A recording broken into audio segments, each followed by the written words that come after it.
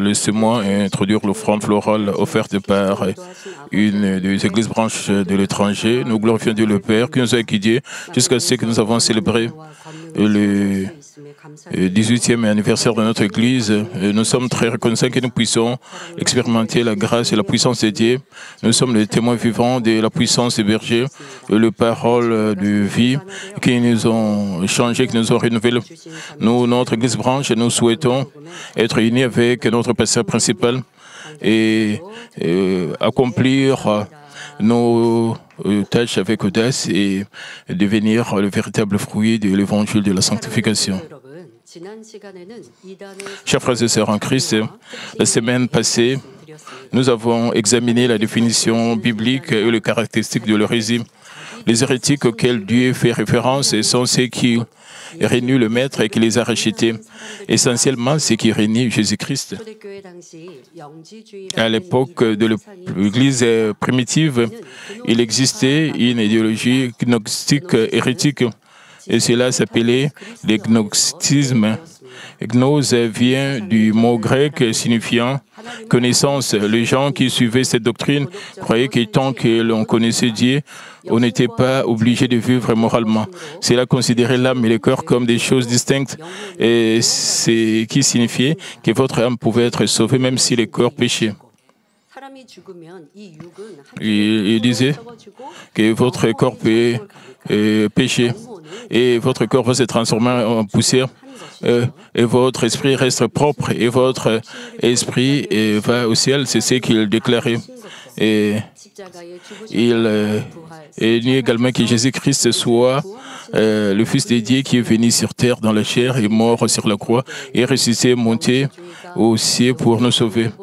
À cette époque, les gens considéraient le gnosticisme comme plus raisonnable que la doctrine chrétienne. Être sauvé malgré les péchés semblait plus pratique. Les nombreux qui ont été fascinés par cette idéologie ont été trompés avec succès.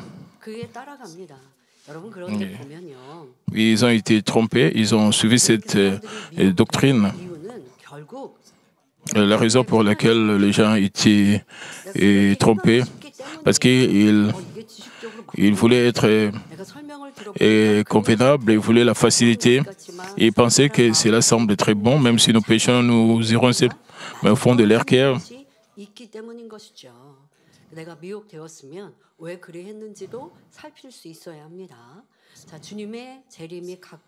Et quand vous êtes trompé, vous devez réaliser pourquoi vous êtes trompé.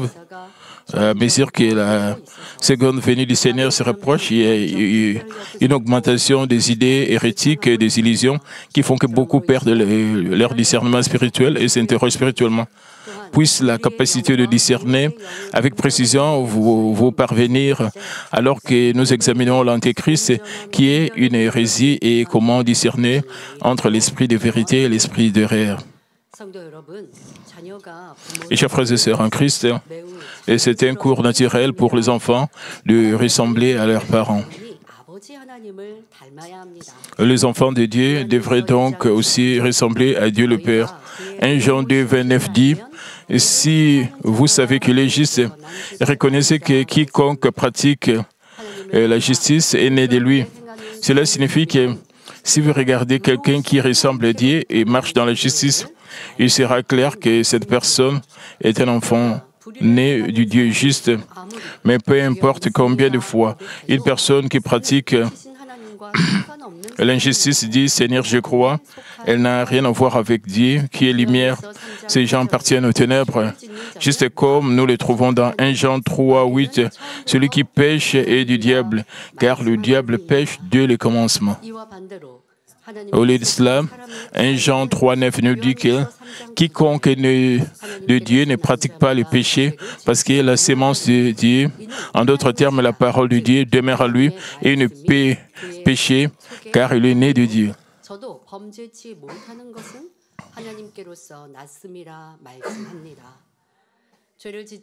Et ce n'est qu'en pratiquant la justice et en ne péchant pas que nous pouvons prouver que nous sommes un enfant de la lumière sauvé et une personne qui appartient véritablement à Dieu. Il est important pour nous de discerner les esprits et découvrir quelle est notre place. Et quiconque a accepté Jésus-Christ a reçu le Saint-Esprit, a marché selon sa parole et a été sur le chemin du ciel, appartient à Dieu. Les enfants de Dieu se débarrassent du mal et de la contre-vérité appartenant à l'ennemi diable et Satan. Ils avancent vers la justice et la lumière en suivant et en obéissant au désir du Saint-Esprit. Le progrès varie pour chaque personne. Certains se déplacent à un rythme plus lent, tandis que d'autres se déplacent rapidement. Il y a aussi ceux qui courent plus vite et plus vigoureusement que les autres. À travers ces fruits, nous pourrons discerner les esprits lorsque nous examinons et examinons les autres. D'ailleurs, la chose la plus importante est votre paix. Vous devez discerner combien vous ne devez pas examiner le pas des autres. Vous ne devez pas condamner les autres, vous devez examiner vos propres pas, comment est-ce que vous marchez. Et ceux qui marchent dans les ténèbres évidentes, si vous êtes vraiment dans la contre-vérité, mais vous dites que je crois en Dieu, même s'ils confessent ainsi, mais ils agissent dans la contre-vérité, dans les ténèbres, condamnant et jugeant les autres, faisant des commérages contre les autres, ils appartiennent aux ténèbres.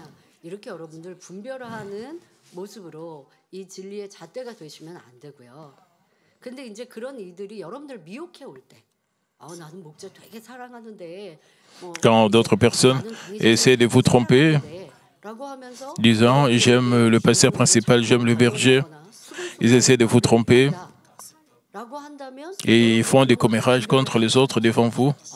Et alors vous devez discerner, vous devez penser, et il n'est pas sincère, il n'est pas honnête, il est en train de critiquer les autres, de faire des commérages contre les autres, mais ils disent que j'aime Dieu, j'aime le berger et je vais aider l'Église. Ils commencent par dire cela, mais vous devez discerner leurs actions, leurs actes. Vous devez discerner selon le contenu de leurs paroles. Vous ne devez pas mettre ces paroles dans votre cœur. Vous ne devez pas rejoindre cette personne en critiquant les autres, en faisant des commérages contre les autres. Vous devez vraiment discerner. Comment devrons-nous discerner? Vous devez avoir la parole de Dieu comme standard. 1 Jean 6 dit, si nous disons que nous sommes en communion avec lui et que nous marchions dans les ténèbres, nous mentons et nous ne pratiquons pas la vérité. Essentiellement, vous êtes considéré comme un menteur si vous dites que vous croyez en Dieu tout en restant dans la contre-vérité et en ne marchant pas dans la vérité.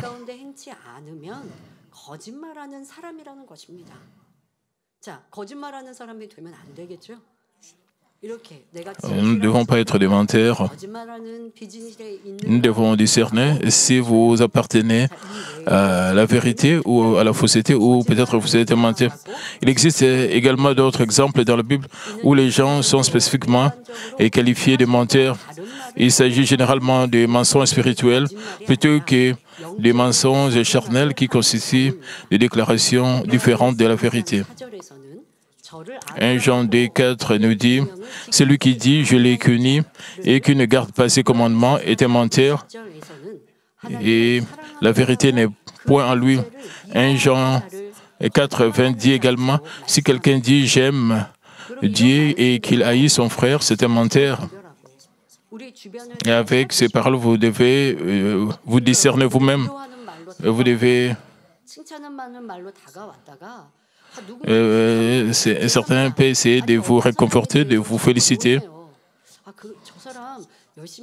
Et ils commencent à faire des commérages contre une autre personne en disant les choses. Ils semblent fidèles. Et ça, ce sont des commérages. Il est en train de calomnier l'autre personne. Et vous devez discerner ce que l'autre personne vous dit. Même s'il vient devant vous avec des félicitations, et même s'il vient devant vous pour vous consoler, pour vous réconforter, mais ils prononcent des paroles de contre-vérité. Vous ne devez pas rejoindre cette personne en condamnant et en jugeant les autres. Nous devons vraiment nous distancier de telle personne. Nous devons discerner les choses avec précision.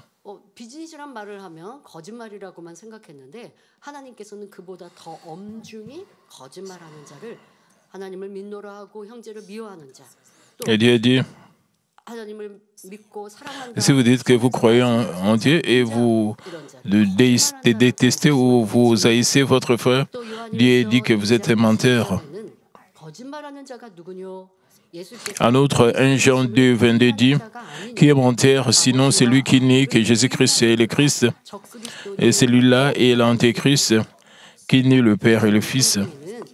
Comme nous pouvons le voir, la Bible nous dit spécifiquement comment faire la distinction entre les personnes qui appartiennent à Dieu et celles qui appartiennent à l'ennemi diable. Cela aide également à distinguer le menteur et l'Antéchrist. Maintenant, nous allons voir quel genre de personnes sont l'Antéchrist. Les Antéchrists sont des gens qui s'opposent littéralement au Christ. La définition de l'hérésie est celui qui renie le Maître, Jésus-Christ qui les a rachetés. De toute évidence, nous pouvons voir que l'Antéchrist est hérétique. 2 Jean 1, 7 dit, car plusieurs séducteurs sont entrés dans le monde qui ne confessent point que Jésus-Christ est venu en chair. Et c'est lui qui est tel, c'est le séducteur et l'Antéchrist. Dans 1 Jean 2, 19, l'apôtre Jean parle de l'Antéchrist. Ils sont sortis du milieu de nous, mais ils n'étaient pas des nôtres. Essentiellement, l'Antéchrist est une personne ou un groupe qui faisait auparavant partie de l'Église au nom de Jésus-Christ, mais qui s'en est ensuite séparé et a suivi les enseignements contraires à la vérité sous l'instigation de Satan. 1 Jean 4, 1 à 3 décrit les normes permettant de distinguer l'esprit de Dieu de l'esprit de l'Antéchrist. Bien-aimés, n'ajoutez pas foi à tout esprit, mais prouvez les esprits pour savoir s'ils sont de Dieu, car plusieurs faux prophètes sont venus dans le monde. Reconnaissez à ceci l'Esprit de Dieu, tout esprit qui confesse Jésus-Christ venu en chair est de Dieu, et tout esprit qui ne confesse pas Jésus n'est pas de Dieu. C'est celui de l'Antéchrist dont vous avez appris la venue et qui maintenant est déjà dans le monde. Autrement, si vous reconnaissez que Jésus-Christ est venu dans la chair, vous êtes l'Esprit de Dieu. Si vous le niez, vous êtes l'Esprit de l'Antéchrist. Jésus est le Fils de Dieu, le Créateur. Il est une véritable divinité qui partage l'origine. Avec Dieu le Père, il a été conçu et par le Saint-Esprit dans le sein de la Vierge Marie est venu sur terre dans la chair. Il est à la fois une vraie divinité et un homme. Il est important de réaliser que quiconque nie ce fait est un trompeur et un antéchrist. Jésus, le Fils de Dieu, qui a revêtu la chair humaine, a souffert et est mort sur la croix pour expier le péché de l'humanité. Mais comme Jésus n'avait aucun péché, il a brisé le pouvoir de la mort et est ressuscité en 3 jours. Quiconque croit en ces faits et accepte Jésus-Christ comme son sauveur peut recevoir le pardon du péché et atteindre les saluts. Et parfois, il y a ceux qui nient Jésus-Christ tout en prétendant être chrétiens. Et comme mentionné dans 2 Pierre 2, 1, ce sont ceux qui renient le Seigneur Jésus-Christ qui les a rachetés. Ils sont donc clairement des hérétiques et des antéchrists qui s'opposent au Christ. Par exemple, il existe des idéologies hérétiques qui nient la Trinité.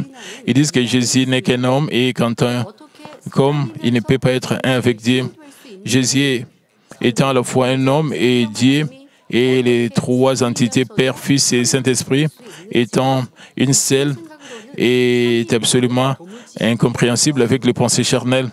Et c'est ainsi ces personnes ont donc impliqué leur propre pensée pour créer des croyances hérétiques plausibles.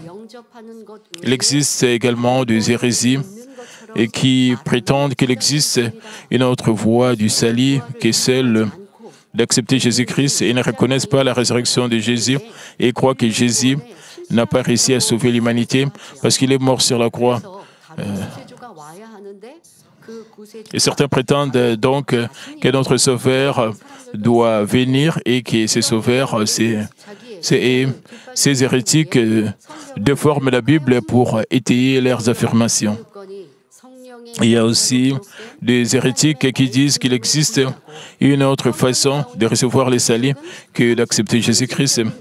Ils nient que les 66 livres de la Bible sont soit la parole de Dieu, écrite par l'œuvre du Saint-Esprit. Ils disent aussi que les prodiges et les signes de la Bible sont des histoires symboliques. Mais comme nous l'a dit 2 Timothée 3,16, toute écriture est inspirée de Dieu. Et 2 Pierre 1, 21 le mentionne également, car ce n'est pas par une volonté d'homme qu'une prophétie a jamais été apportée, mais c'est poussé par le Saint-Esprit que les hommes ont parlé de la part de Dieu. Les 66 livres de la Bible sont les paroles du Dieu vivant. Acte 4, 12 dit « Il n'y a pas de salut en aucun autre nom, en aucun autre, car il y a sous le ciel aucun autre nom qui ait été donné parmi les hommes par lequel nous devrions être sauvés. » Il est clair qu'il n'y a pas d'autre sauveur que Jésus-Christ. Il n'y a aucun moyen de recevoir le pardon des péchés, le salut autrement que par la rédemption de la croix. Il est donc important que nous n'acceptions qu'un faux évangile qui s'oppose à Jésus-Christ. De nos jours, il existe de nombreux faux prophètes et c'est de l'Antéchrist dans le monde. Il y a ceux qui s'opposent à Jésus-Christ et nient les ciels en utilisant mal la parole de Dieu et ceux qui se font appeler Christ et nient la Trinité et l'œuvre du Saint-Esprit. Un bon exemple est celui des témoins de Jéhovah. Il s'agit d'une secte hérétique née aux États-Unis au XIXe siècle. Cela ne reconnaît pas la divinité de Jésus-Christ et nie l'entité du Saint-Esprit. Il nie la Trinité et enseigne leur propre Bible appelée la traduction du monde nouveau des Saintes Écritures. Les témoins de Jéhovah croient que l'âme est détruite à la mort et qu'il n'y a pas d'enfer. Ils prétendent que le corps de Jésus s'est décomposé après la résurrection, que son esprit est ressuscité. En raison de leurs fausses croyances concernant les royaumes millénaires, ils ne remplissent pas leurs devoirs dans ce monde et provoquent des controverses sociales en refusant de servir dans l'armée ou de saluer les drapeaux nationaux. Il existe également de nombreux hérésies à l'intérieur de nos frontières et à l'international. Le modèle consiste à expliquer l'Évangile de manière déformée en utilisant souvent une autre version parallèle avec la Bible pour rationaliser leur idéologie. Et en même temps, de nombreux hérésies se concentrent sur d'autres écritures plutôt que sur la Bible. Ils défient les chefs religieux. Ils ne prêchent pas sur Jésus-Christ comme le message de la croix, de la résurrection, de la seconde venue, et finissent par tromper les gens et les incitent à quitter Dieu. 1 Jean 4, 5 à 6 nous dit « Et ils sont du monde, c'est pourquoi ils parlent d'après le monde, et le monde les écoute. Nous, nous sommes de Dieu. Celui qui connaît Dieu nous écoute. Celui qui n'est pas de Dieu ne nous écoute pas. C'est par là que nous connaissons l'esprit de la vérité et l'esprit de l'erreur. Ceux qui appartiennent à Dieu écoutent la vérité. Ceux qui appartiennent au monde écoutent le monde et non la vérité. Si nous connaissons la vérité, nous pouvons facilement discerner si une personne est dans la vérité ou si elle est dans les ténèbres. Par exemple, si quelqu'un vous demande d'assister au culte du matin et de sortir l'après-midi et dit qu'il croit en Dieu, mais utilise des mauvais plans pour détruire le royaume de Dieu, vous pouvez voir l'esprit derrière à l'œuvre.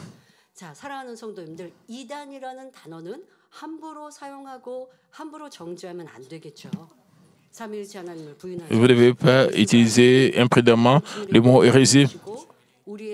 Si les gens ne nient pas Dieu la Trinité et croient que Jésus-Christ est mort pour nous et croient que Jésus-Christ est le Sauveur,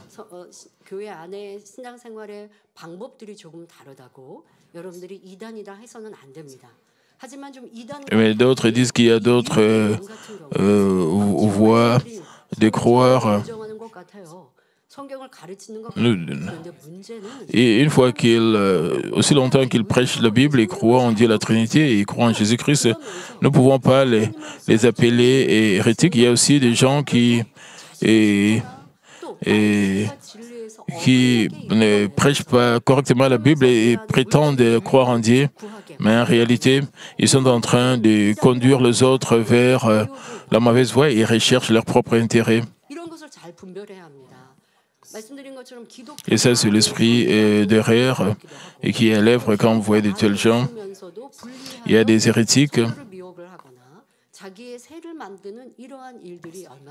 Il y a aussi des gens qui conduisent les autres vers une mauvaise voie.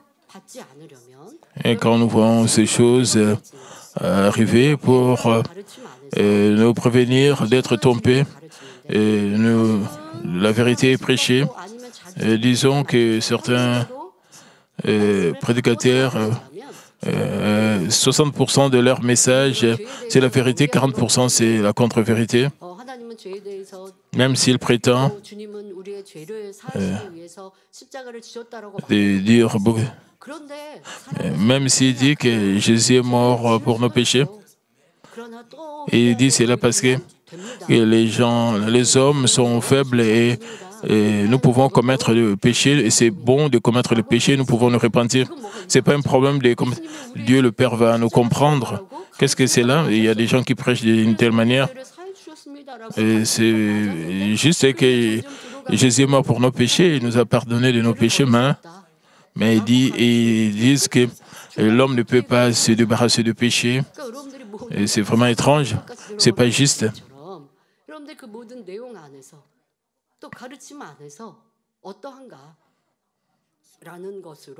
Alors nous devons discerner. Et si vous ne discernez pas correctement, vous pouvez être trompé. C'est l'œuvre de l'esprit derrière.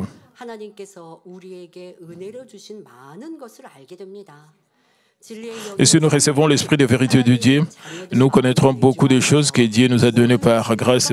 C'est parce que le Saint-Esprit, l'esprit de vérité, habite dans le cœur des enfants de Dieu et les guide tous vers la vérité. Au lieu de parler de sa propre initiative, le Saint-Esprit dira seulement ce qu'il attend et vous dira de ce qui est encore à venir. De plus, si quelqu'un intervient, il ne pourra jamais être appelé l'esprit de vérité.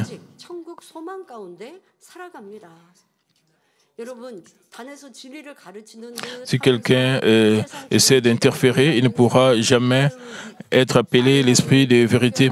Par conséquent, ceux qui reçoivent l'esprit de vérité entendent et obéissent à la parole de Dieu.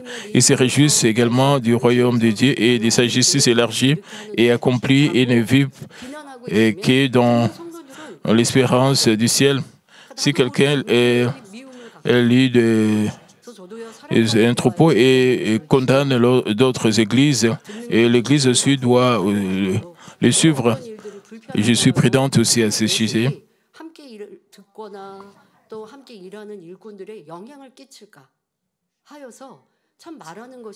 Et je suis très prudente au sujet de mes paroles pour ne pas affecter les ouvriers de l'église autour de moi.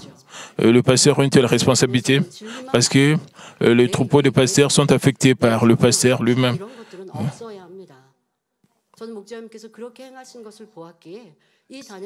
Et je vous ai dit comment notre berger agissait. Quand je suis sur la chair, je n'exprime pas mes propres sentiments. Je ne dois pas parler de moi-même. Je ne dois pas me plaindre sur d'autres personnes ou exprimer mes opinions sur cette chair.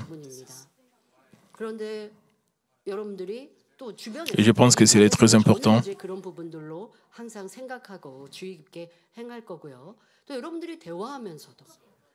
Et un autre, quand vous avez des conversations avec les autres, vos paroles peuvent affecter les autres. Si vous montrez vos plaintes, vos ressentiments, alors, et si vous prononcez des paroles négatives, 이 또한 여러분들이 얼마나 분별력이 없거나 내가 중심을 바로 세우지 못했는가라는 것도 살펴야 합니다. 더 중요한 것은 교회와 목회자. La chose la plus importante, ce sont les paroles prêchées à partir de la chair, doivent être seulement la parole de Dieu, de parole de vérité. Quand un prédicateur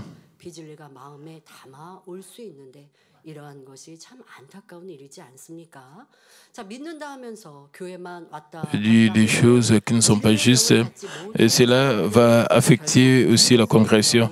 Ceux qui disent croire, mais qui vont seulement habituellement à l'Église sans recevoir l'esprit de vérité, finissent par être conduits par l'esprit d'erreur et par quitter Dieu.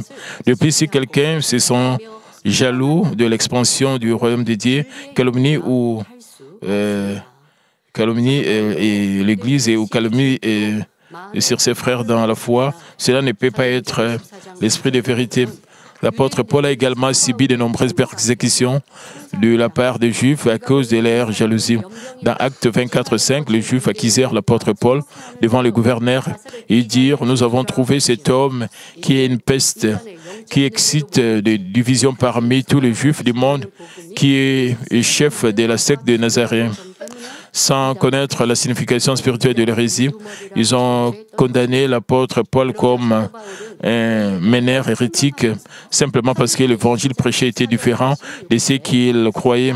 Comme l'apôtre Paul parlait pour lui-même, il a confessé avec audace sa foi dans Actes 24, 14 à 16. Et je t'avoue bien que je sers le Dieu de mes pères, selon la voie qu'ils appellent une secte, croyant tout ce qui est écrit dans la loi et dans les prophètes, et ayant en Dieu cette espérance comme ils l'ont, et même qu'il y aura une résurrection des justes et des injustes. C'est pourquoi je m'efforce d'avoir constamment une conscience sans reproche devant Dieu et devant les hommes. Il était très sage, l'apôtre Paul. Et je vous exhorte aussi à faire la même chose. Si quelqu'un appelle notre Église une Église hérétique, nous pouvons leur dire que nous prions au nom de Jésus-Christ. Les maladies sont guéries, le message prêché est seulement au sujet de l'amour, du pardon et de la grâce de Dieu. On nous dit de ne jamais commettre le péché. Et qu'est-ce que la hérésie dit? Dis-moi, nous pouvons, avec audace, les éveiller. Juste comme l'apôtre Paul s'est défendu avec audace, nous avons aussi besoin de la sagesse pour nous défendre, pour défendre l'Église de Dieu. Alors, l'apôtre Paul était-il un hérétique selon la définition biblique de l'hérésie? Une fois que l'apôtre Paul a rencontré le Seigneur sur le chemin de Damas, il n'a jamais renié le maître qu'il a rejeté, Jésus-Christ. Au lieu de cela, il était très reconnaissant pour la grâce de Jésus-Christ qui s'est adressé à lui, pécheur, et lui a pardonné. Il a enduré de grandes persécutions et de grands tourments tout en répandant l'Évangile. L'apôtre Paul a surmonté toutes les épreuves avec joie et gratitude. En tant qu'apôtre d'une grande puissance, il a guéri d'innombrables personnes au nom de Jésus-Christ et a même ressuscité les morts, donnant une grande gloire au Dieu vivant jusqu'au jour de son martyre. Le Juif a considéré l'apôtre Paul comme le chef des hérétiques, mais il était en réalité un véritable témoin de Jésus-Christ devant Dieu. Il est important de réaliser que Psaume 62, 11 nous dit « Dieu a parlé une fois, deux fois j'ai entendu ceci, que la puissance appartient à Dieu. La puissance ne peut jamais être manifestée par une personne qui nie Dieu, le Créateur, et Jésus-Christ, une entité de la Trinité. Nous devons réaliser que la puissance est la preuve et que nous reconnaissons Dieu et Jésus-Christ et que nous les aimons tendrement. Nous ne devons donc pas juger ni condamner les gens à la légère. Même aujourd'hui, nous pouvons voir des cas où ceux qui ne nient jamais Jésus-Christ, mais prêchent l'Évangile et témoignent du Dieu vivant avec puissance, sont jugés et condamnés comme étant hérétiques. L'Église a été fondée en 1982 et est devenue une méga-église qui montre une grande puissance. Pendant ces temps, le berger a également traversé des épreuves de foi dues à des problèmes d'hérésie. Le défunt berger était sur le point de mourir après avoir souffert de maladies pendant ces temps. Après avoir été guéri de toutes sortes de maladies par la puissance de Dieu, il a confié toute sa vie à Dieu, et tout comme l'apôtre Paul qui a rencontré le Seigneur sur le chemin de Damas. Depuis qu'il était un nouveau croyant, le berger attestait toujours de Dieu qu'il avait guéri et a travaillé dur pour évangéliser les autres en tant que pasteur. Le berger a constamment déclaré que Dieu le Créateur et que Jésus-Christ est notre seul Sauveur. Le berger espérait conduire à chaque fois au moins une personne supplémentaire sur le chemin du salut. Ainsi même, lorsqu'il célébrait un mariage, il prêchait sur Dieu le Créateur. Le berger savait que pour devenir un témoin du Seigneur qui répand l'évangile jusqu'à l'extrémité de la terre, il avait besoin de preuves du Dieu vivant ainsi que de paroles puissantes. Il a donc commencé d'innombrables prières pour recevoir la puissance comme les ancêtres de la foi. Au cours du raffinement, il a parfois dû faire face à des épreuves qui l'ont conduit au de la mort, mais chaque fois que le berger passait une épreuve de foi, d'augmenter sa puissance afin qu'il puisse le glorifier davantage. Depuis l'année 2000, le berger a prêché avec assurance en Ouganda, en Afrique, au Japon, où de nombreuses idoles sont vénérées, au Pakistan, un pays fortement musulman, au Kenya, les îles Philippines, au Honduras et en Inde. La plus grande nation en majorité hindoue, que Dieu est le vrai Dieu et que le salut ne vient qu'en croyant en Jésus-Christ. À cette époque, de nombreuses personnes se sont répandues, se sont converties. Dieu a été grandement glorifié par les œuvres étonnantes de la puissance qui ont permis aux aveugles d'ouvrir les yeux, au mieux de parler et aux sourds d'entendre. Diverses maladies incurables et mortelles telles que le cancer, le sida ont également été guéries. Nous devons être capables de discerner la vérité du mensonge grâce aux fruits. Matthieu 7, 15 à 16 dit « Gardez-vous de faux prophètes, ils viennent à vous en vêtements de brebis, mais au-dedans ce sont des loups ravisseurs. Vous les reconnaîtrez à leurs fruits. Et cueille-t-on des raisins sur des épines ou des figues sur des chardons? Le pensée et les intentions du cœur d'une personne portent inévitablement leurs fruits à travers ses paroles ou ses actions. »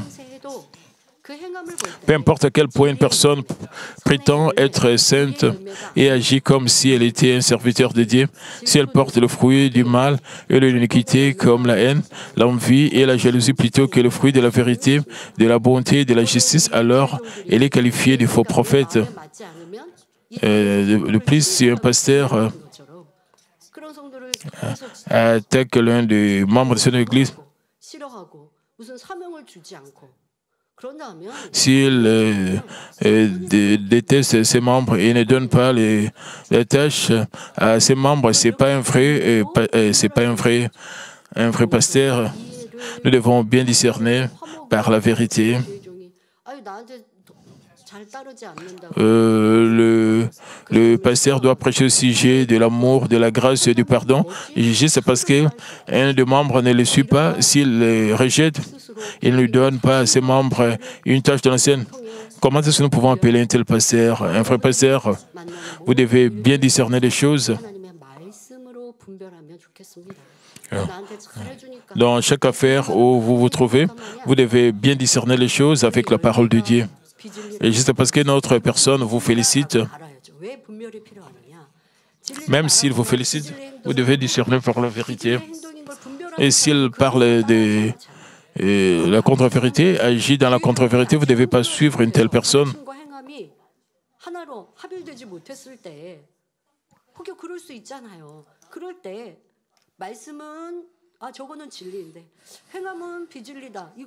Un prédicateur peut parler de la vérité, mais ses actions ne peuvent pas être parfaites.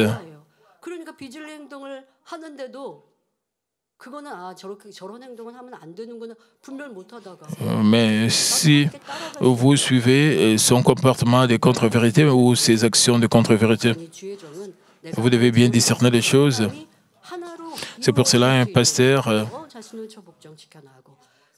doit avoir ses paroles et ses actions doivent toujours être le même et comme la parole de Dieu. Alors, ces messages seront accompagnés d'autorité et de puissance quand ils marchent réellement dans la vérité. Par conséquent, les enfants dédiés doivent demeurer fermes dans la vérité, avoir une connaissance claire des théories bibliques sur le récit et discerner correctement les esprits. C'est parce que de nombreux faux prophètes et personnes de l'Antéchrist sont déjà apparus dans le monde. 1 Pierre 5, 8 nous dit « Soyez sobres, veillez. Votre adversaire, le diable, rôde comme un lion rugissant, cherchant qui il dévorera. » Lorsque les enfants de Dieu s'écartent de ces risques d'un tout petit peu de la vérité, l'ennemi diable et Satan ne manqueront pas l'occasion de les tromper et de les inciter à commettre des péchés. Mais si nous marchons seulement selon l'esprit de vérité, l'esprit d'erreur n'osera pas s'approcher de nous. Même s'il tente de nous tromper, nous ne serons pas ébranlés, mais nous les surmonterons. Nous devons toujours être en alerte et prier, vivre dans la vérité, bien discerner les esprits. Nous devons également éviter d'être trompés et nous abstenir de juger et de condamner les autres de manière négligente. Je vais conclure le message, chers frères et sœurs en Christ. L'hérésie nie que Jésus-Christ est le Fils de Dieu et le Sauveur. Il nie elle nie également Dieu le Père, le Fils et le Saint-Esprit, les chefs religieux comme étant divins. Et une autre caractéristique de l'Église est l'obsession de la richesse matérielle à travers les entreprises. Les hérétiques ont leur propre écriture à enseigner aux gens plutôt que la Bible. 1 Jean 3,7 dit « Petits enfants, et que personne ne vous séduise. Celui qui pratique la justice est juste comme lui-même est juste. » L'ennemi diable et Satan trouve des moyens de tromper les enfants de Dieu et de détourner de la parole de vérité. Cela les amène à se lier d'amitié avec le monde ou à avoir des doutes, à s'éloigner de Dieu et à s'opposer à Dieu. Et pour ne pas être trompé, il est important de toujours veiller, prier, de rester ferme avec foi et de distinguer avec précision la vérité du mensonge à travers les 66 livres de la Bible. Je prie au nom du Seigneur que vous recevez à l'avenir de grandes éloges et récompenses de la part de Dieu en prêchant diligemment sur Dieu le Créateur et Jésus-Christ et le Sauveur. Que vous puissiez tous conduire d'innombrables personnes du chemin de la mort au chemin de la vie. Prions tous concernant ces messages. Père éternel, merci encore pour ces messages concernant l'hérésie. Permets que nous puissions toujours bien discerner. Aide-nous, Père de gloire, à bien discerner les choses. Aide-nous, Père de gloire, Seigneur, à veiller et à prier et de rester ferme avec foi et de distinguer avec précision la vérité du mensonge à travers les 66 livres de la Bible. Permets que nous puissions avoir comme standard la parole de Dieu pour bien discerner, que nous ne puissions pas juger ou condamner les autres, mais que nous puissions tout voir selon la parole de Dieu, à la lumière de la parole de Dieu. Permets que nous puissions vraiment nous armer de la parole de Dieu, que nous puissions méditer la Bible, que nous puissions prier avec le Saint-Esprit. Ainsi, nous allons toujours te glorifier. Père, merci. J'ai ainsi prié au nom de notre Seigneur Jésus-Christ. Amen. Maintenant, je vais prier pour le malade. Posez vos mains sur vos parties malades. Si vous n'êtes pas malade, posez votre main sur votre cœur et recevez cette prière pour les désirs de votre cœur. Père Dieu de la bonté, s'il te plaît, pose ta main sur tous les membres et donne-leur la plénitude de l'inspiration du Saint-Esprit. Déverse ta grâce, ta grande grâce, s'il te plaît. Pardonne-leur d'avoir jugé, condamné les autres et de ne pas être capable de bien discerner les choses. S'il te plaît, aide-nous à bien discerner les choses avec précision, avec la vérité. Et que nous ne puissions pas faire des commérages, que nous ne puissions pas juger, condamner les autres. Et s'il te plaît, pose ta main sur tous les membres de Mamine, partout à travers le monde. Et le téléspectateur de JCN, pose ta main sur elle. Et depuis jusqu'à la tête, le parti interne, les jointures, le tissu, les cellules. et le nerf, et quel que soit le partenaire, consume-les avec le feu du Saint-Esprit, avec la lumière.